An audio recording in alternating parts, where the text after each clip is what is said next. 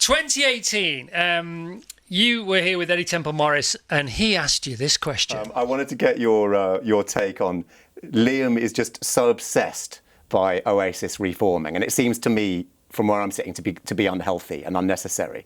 And it would be interesting to get your take on it, given that you're probably under quite a lot of pressure to reform what many people think was the actual greatest band of the 90s. Yeah, well, I'm under no pressure to do anything, and you know, Liam's like me. You know, he's one of them, and they are one of us, our audience. We're together. So he just wants that band just like the kid in Glasgow wants it back, or the guy in his 40s in wherever wants it back. He wants it back as a genuine fan because he understands how powerful that band is. So I don't think there's anything unhealthy about it. And, you know, shout out to Liam, man. And then, as if by magic, 7 years later, here we are. How does it feel hearing that, considering where we are in the here and the now? I'm just buzzing for him now, thinking about that. I'm really pleased for Liam and Noel and the fans, you know, more than anything. How's it going to be? It's going to be incredible. Because, you know, there's a lot of people that'll be there who've never seen him. You know, it's the first time for them. And, you know, time, I think, is... time has really, like, made me understand, and probably Noel and Liam as well, how powerful some of those songs were. And there wasn't this sort of mythical big tail off either. You know, I've listened to a few of them because they're in the air again. I'm hearing stuff from not, you know, near when they broke up, like, that sound fantastic. So time has been great for those songs, that space, that time. And, you know, I think it's just be a celebration, you know, of one of the most important bands in the history of British music. One of the greatest lead singers of all time, one of the best songwriters of all time. And that's just an amazing thing. And I know them. You know, like I've said before, I'm buzzing for their mum, the family. Like, it's good when people come.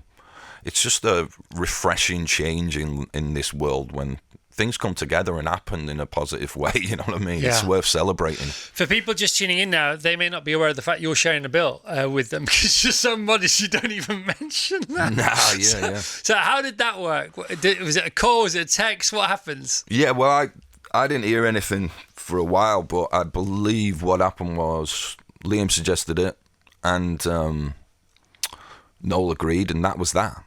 I think the promoters would have been happy with anyone else because they've got to pay me, do you know what I mean? Yeah, of course. Whereas everyone's like, oh, we'll do it for free. Yeah. They're paid to do it, I would imagine. I'm getting, you've got to pay me, man. But, you know, I think, again, it's like something I'm something that they both agreed with, and they both agreed with throughout the career, you know. Well, I'm one of those rare things where they both agree. It's going to be such a great day of music. If you've got one of these golden tickets, it's not just Oasis, it's yourself, it's cast as well. No, it's going to be incredible. It's going to be unbelievable. And everybody's going to get. I mean, obviously Oasis will, you know, new records will be set for sound and, you know, decibels and earthquakes and all. We might even beat Taylor Swift on a good night. Who knows? But all day. It's going to be great, you know. Do you know which order you're going on in? Yeah. I mean, obviously Oasis, I would imagine it last. Yeah, I think the fans would be a bit disappointed by Rock Up last. But you and Cass could alternate. It doesn't matter, does it? It doesn't really matter, It doesn't matter. John Power as well. Unbelievable. Such a good guy, yeah. So 1.7 million people you're playing to over the summer. You, Cass and Oasis, that's just here. More elsewhere. Now, we all know what's going to happen. Well, we can guess what's going to happen on stage. What happened? I mean, these are big old gigs. You've got to be super match fit, maybe the most match fit you've ever been. How does that work for you? You know, so you come off stage. We know that they're going to go off stage. They're going to go home as fast as they can, I would imagine. Yep. Going to rest their voices because it's a big deal, and they want it to be as good or if not better than people are hoping it's going to be. What about yourself? Yeah, I mean, I'd say I'm lucky in the sense that my set is, again, probably going to be half of what they're playing. So nevertheless, that's good for the throat. You know, I don't have to do as much. I'll be checking them out. But yeah, I think it's got to be a certain amount of discipline when people have paid good money to. It's the same for when I'm doing my own shows. If people have paid hard-earned money, been working all week, looking forward, you've got to be ready. You've got to be physically and mentally up for it, and you've got to make it. Every show's the fans' FA Cup final. That's the one they've got the ticket to, and I think you keep that in mind. It doesn't matter you're 15, 14 down the line, 25. It doesn't matter. That's their night. Yeah. And I think that's the pressure that a performer needs to come to terms with, especially when you get a bit older. You know what I mean? You can't be messing around like you did when you were a kid. And you don't want to. That's the difference, isn't it? You don't want to. No. But even Oasis have never had a schedule like this before, ever. And because of the way they exited stage left and stage right, infamously, it's not a nostalgia tour because they didn't get old. They just stopped. So we're talking about nostalgia. It's a sort of combination, yeah, isn't absolutely, it? It's yeah. like it's the golden combination. It's a beautiful combination because at the end of the day, the thing lived on anyway. It's timeless. It'll live forever. And because I think someone like yourself or me, we were in it, in that time, in that zeitgeist, whatever you want to call it, it was hard for us to truly appreciate, bizarrely, what was going on. It'd be easier if you were out of it looking in. But that time has allowed me, anyway, to look back and go, you know, I saw a little clip from Nedworth, and I think I was saying it the other day, and Noel's like, go on, he's playing the intro for Wonderwall, and he sees me down, he's like, go on, Ashcroft.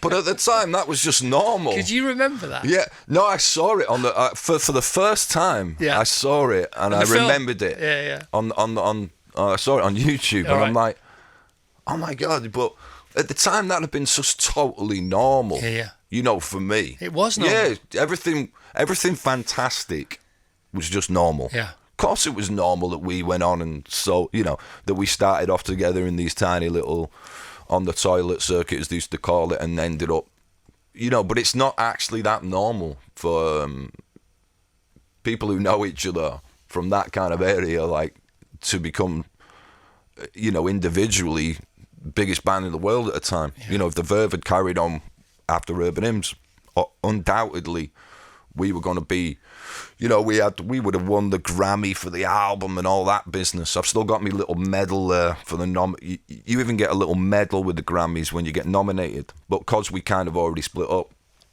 we never made it for the show and whatnot. So we were destined to be then to take the mantle. I feel like we were going to be the biggest band in the world, you know what I mean? Which is what I had always planned from the first time we started, was I'm going to be the biggest band in the world, you know? Yeah. And that's where you get the arrogant thing, but people don't understand that. You know, I think I've said this story before, but from day one, we did, first ever interview we did, we were supporting a band from the local town, and I said, oh, this town's not big enough for the both of us. We're going to blow them off the stage.